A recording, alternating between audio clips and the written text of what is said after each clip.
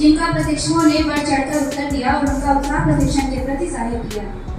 चाय पकौड़े के संग हमें मॉर्निंग नाश्ता दिया गया और इसी के साथ सभी प्रशिक्षकों की सहभागिता लेते हुए संदर्भ दाता श्री अविनाश यादव जी व श्रीमती सुरुचि श्रीवास्तव जी द्वारा अत्यंत रोचक गतिविधि कराई गई। गतिविधि में दो टीम, एक तरफ पुरुष प्रशिक्षु और दूसरी तरफ महिला प्रशिक्षु खड़े किए गए। गतिविधि का उद्देश्य था नंबर 1 कक्षा का माहौल आनंददायक बनाना, नंबर 2 सभी प्रशिक्षुओं को भौतिक रूप के साथ साथ मानसिक रूप से भी कक्षा में मौजूद करना, नंबर 3 और अत्यंत में सबसे महत्वपूर्ण कक्षा में मौजूद प्रशिक्षुओं में अवलोकन क्षमता को समझना व परखना। इस गतिविधि ने सभी को खूब आनंदित किया। इसके उपरांत हमारे ही बीच से एक सर द्वारा स्वरचित चेतना गीत सुनाया गया।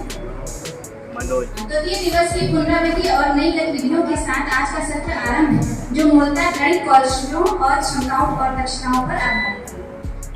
सत्र 2 में हमने जाना कि गणित शिक्षण में प्रचलित क्रम और कक्षा प्रक्रियाएं क्या हैं, जहां हम लोगों ने 3 विभिन्न परिदृश्यों के बारे में चर्चा की, जिनमें तीसरा परिदृश्य उत्कृष्ट रहा क्योंकि यह पूर्ण रूपेण बाल केंद्रित था। बच्चा स्वयं ही वस्तुओं को स्पर्श करके व्यवहारिक रूप से करके सीखने का मौका पा रहा है, जबकि प्रथम परिदृश्य निम्न कोटि का बताएगा, चूंकि यह पारंपरिक तरीका था। ELPS experience, language, picture and symbol गणित सीखने के 4 क्रमबद्ध तरीकों पर चर्चा हुई। मिशन के अंतर्गत ब्लॉक स्त्री 4 दिवसीय प्रशिक्षण के द्वितीय बैच के तीसरे दिन का प्रशिक्षण 28 सितंबर 2022 को स्टार्ट हुआ था। सबसे पहले प्रार्थना वो शक्ति जो हमें रहने दे और जनगण मन के साथ शुरू हुआ, जिसमें हमारे आदरणीय ARP सर अविनाश यादव जी और ARP महोदया सुरुचि श्रीवास्तव जी व अन्य प्रतिभागी मौजूद रहे। प्रथम सत्र प्रशिक्षण के प्रथम सत्र का प्रारंभ सुरुचि मैम जी ने किया। प्रतिभागियों से कल की पुनरावृत्ति का प्रतिवेदन लिया गया तथा उसके बाद हमारे माननीय खंड शिक्षा अधिकारी सुरेश कुमार जी ने निपुण लक्ष्य के बारे में कुछ जानकारियां दी। National initiative for proficiency in reading with understanding and numeracy, जिसे उन्होंने बताया कि भारत सरकार की योजना है जिसे हमें 2026-27 तक प्राप्त करना है, लेकिन हमारा उत्तर प्रदेश 1 साल पहले इसको अचीव करने के लिए योजना बनाया 2025-26 तक, और हमारे संकुल टीचरों को 2024-2023 तक प्राप्त करना है। उसके बाद टी ब्रेक हुआ। टी ब्रेक के बाद हमारे ARP सर अविनाश जी और सुरुचि मैम जी ने ट्रेनिंग से संबंधित एक रोचक गतिविधि कराई, अंतर पहचानो। इसमें हमें माइक्रो ऑब्जर्व करना था। ये एक तरह से लर्निंग बाय डूइंग और प्लेवे मेथड जो प्रोफेल ने दिया उस पर बेस्ड थी। इसके बाद मनोज सर ने प्रेरणा की जीवन में कुछ करना है कछुआ खरगोश गेम को पेश किया, जिसमें उनका एक मोटिवेशनल स्पीच था कि अपने जीवन में कभी रुकना नहीं, आपको संघर्ष करते रहना है। द्वितीय सत्र हमारा 60 मिनट का हुआ था। द्वितीय सत्र में अविनाश जी सर ने 3 परिदृश्य दिखाए थे। उन परिदृश्य में कौन सबसे बेस्ट फिट रहता है उस पर चर्चा की थी। उनमें से उन्होंने दूसरा परिदृश्य पे बताया कि इस परिदृश्य को अगर आप अपनाएंगे तो आप लर्निंग जो होगी वो परमानेंट भी होगी और बड़ी अच्छे से वो बच्चा उसको अचीव कर सकता है। उसके बाद ELPS से संबंधित एक वीडियो दिखाई गई थी। उस वीडियो में बताया गया था कि हमें जो मैथ जो हमको सिखानी है वो ELPS पेज पर सिखानी है। Experience, language, picture, symbol. Experience में हमें ठोस वस्तु के साथ अनुभव लेना है। बच्चों के जो परिवेशी ज्ञान, कंकड़ पत्थर, पेंसिल, उनसे उनको जोड़ना है। उसके बाद उनकी जो लैंग्वेज जो डेवलप होगी, टीचर और बच्चों के बीच में जो बातचीत होगी वो हमारे लैंग्वेज पे आएगा। उसके बाद हमें उस पिक्चर्स के थ्रू उनकी अंक ज्ञान कराना है। उसके बाद सिंबल के through plus minus mathematical operation 1 2 3 उनको हवा में लिख के या उनकी तख्ती पे या बोर्ड पे लिख के सिखाते हुए द्वितीय सत्र का समापन होता है। फिर तृतीय सत्र में हमारी ARP सुरुचि श्रीवास्तव मैम जी ने निम्न बिंदुओं पर चर्चा की। दक्षता क्या है, लर्निंग आउटकम क्या है, वार्षिक कार्य योजना से संबंधित उन्होंने और 2022 सेतु योजना ब्रिज कोर्स की बात बताई कि अगर आप कक्षा 1 से 2 में जाएंगे तो वो जो उसकी पुराने शिक्षा उद्देश्य उनको भी साथ लेकर चलना है। लक्षित दक्षताएं कक्षा 1 2 3 पे चर्चा हुई। शिक्षा उद्देश्य गणित में बनाया। कक्षा 1 में हमारे 48, कक्षा 2 में 60 और कक्षा 3 में 60 शिक्षा उद्देश्य होंगे और कक्षा 2 में 42 कक्षा 1 के शिक्षा उद्देश्य होंगे और कक्षा 18 कक्षा 2 के मिला के 60 बनेंगे।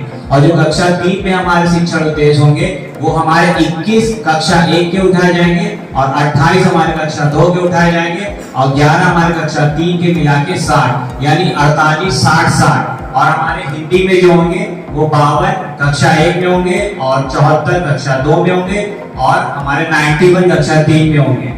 उसके बाद छोटे मामा जी के घर, बड़े मामा जी के घर, मोटी भिलैया रेंज पर एक बहुत ही रोचक गतिविधि जिसमें सबको बहुत मजा आया था और सबने बढ़ चढ़ कर हिस्सा लिया था। उसके बाद प्रेरणा और इसको हमारी सुरुचि मैम ने बहुत ही सुरीली आवाज में गाया भी था और करके बच्चों से और प्रतिभागियों से करके दिखाया भी था। फिर मनोज सर ने इकाई दहाई गतिविधि गीत गाया तो बहुत ही अच्छा लगा था मुझे। इसके बाद हमारा चतुर्थ सत्र 45 मिनट का शुरू होता है जिसमें सुरुचि मैम ने साप्ताहिक और दैनिक योजना से हमें परिचय कराया और समूहकार और प्रस्तुतिकरण समेकन के बारे में बताया। उसके बाद हमारा लंच ब्रेक होता है, सभी ने स्वादिष्ट भोजन के साथ भोजन किया। उसके बाद हमारा 5वां सत्र शुरू होता है। इस सत्र में साप्ताहिक शिक्षण योजना के एग्जीक्यूशन पे सुरुचि मैम ने निम्न बिंदुओं पर बताया कि हमें इसको एग्जीक्यूट कैसे करना है कि साप्ताहिक दैनिक योजना में हमें 1 से लेकर 4 दिन तक अनुदेशनात्मक पर कार्य करना है और जो हमारा 5वां दिन होगा वो समेकन और आकलन पे बेस्ड है और जो हमारा 6ठा दिन है वो पुनरावृत्ति और रेमेडियल टीचिंग पर बेस्ड होगा। अनुदेशात्मक कार्य में आपको 3 शिक्षण योजनाएं लेनी है, 2 कालांश होंगे, 2 कालांश आपको फ्री दी जाते हैं ताकि उसको आप अपने मर्जी से उसमें अभ्यास पत्रक करा सकते हैं या कोई और विषय भी जोड़ सकते हैं, सामाजिक विषय जो भी आपको लगे आप अपने ऊपर लेके आप उसको हैंडल कर सकते हैं। उसके बाद 6वां सत्र शुरू होता है। आरती सर, अविनाश जी व सुरुचि मैम द्वारा उत्साहवर्धक गतिविधि EHS से संबंधित सभी लोगों को एक चार्ट बनाना था और 3 के ग्रुप में प्रतिभागियों को डिवाइड किया गया था। सभी ने EHS से संबंधित चार्ट बनाए थे और उसको सभी लोग अच्छे से उसको प्रेजेंट भी किया था। 7वां सत्र हमारा शुरू होता 45 मिनट का। इस सत्र में सुरुचि में अविनाश सर जी ने निम्न बिंदुओं पर चर्चा की थी। समेकन और आकलन का प्रोसेस बताया था और जो हमारे पास संसाधन अवेलेबल है उसको कैसे यूटिलाइज करना है। जैसे संसाधन में बताया था कि हम खुद एक मानवीय संसाधन है, TLM है, शिक्षण संदर्शिकाएं हैं, गणित किट है जिसमें 11 चीजें होती गणित किट में। ये सब को आपको यूज करना है। इनको यूज करके आपको समेकित करते हुए सारी शिक्षण योजनाओं को 4 दिन में 5 महीने आकलन करके और उसकी पुनरावृत्ति करते हुए सावधिक आकलन 11वें और 22वें सप्ताह में आपको पूरी करनी है। भाषा में आपको 9वें 18वें में और गणित में आपको 11वें और 22वें सप्ताह में सावधिक आकलन करना है। सावधिक आकलन में जब 11वें सप्ताह में आप आकलन करेंगे तो आपने 1 से लेकर 10 सप्ताह तक जितनी भी गतिविधि कराएंगे उन सबको समेकित करने के साथ ही सावधिक आकलन करेंगे। सावधिक यानी जितना समेटते हुए पूरी अवधि को मिला के सावधिक है और फिर उसके बाद 11वें से लेकर 21 सप्ताह को मिलाते हुए आपको 22वें सप्ताह की शाब्दिक आकलन करना है। इस शाब्दिक आकलन में आपको 10 दिन दिए जाते हैं, ये हफ्ते से काउंट नहीं होता। 10 दिन में आपको अपने हिसाब से गतिविधि का आकलन करना है जितनी जल्दी आप कर पाए। इसलिए आपको मैक्सिमम टाइम अवेलेबल कराया गया है। हिंदी में आपको 13 दिन शाब्दिक आकलन के लिए दिए जाएंगे लेकिन गणित में आपको 10 दिन का टाइम दिया जा रहा है। 8वां सत्र हमारा 60 मिनट का शुरू होता है। इस सत्र में अविनाश सर जी ने बताया कि रेमेडियल और पुनरावृत्ति प्रक्रिया के उपलब्ध संसाधन का अवलोकन करना है। ट्रैकर के बारे में बताया था कि वार्षिक ट्रैकर 3 ट्रैक वार्षिक ट्रैकर होंगे, साप्ताहिक ट्रैकर होंगे, दैनिक ट्रैकर होंगे। साप्ताहिक ट्रैकर आपको टीचर खुद भरेगा और साप्ताहिक ट्रैकर कौन भरेगा?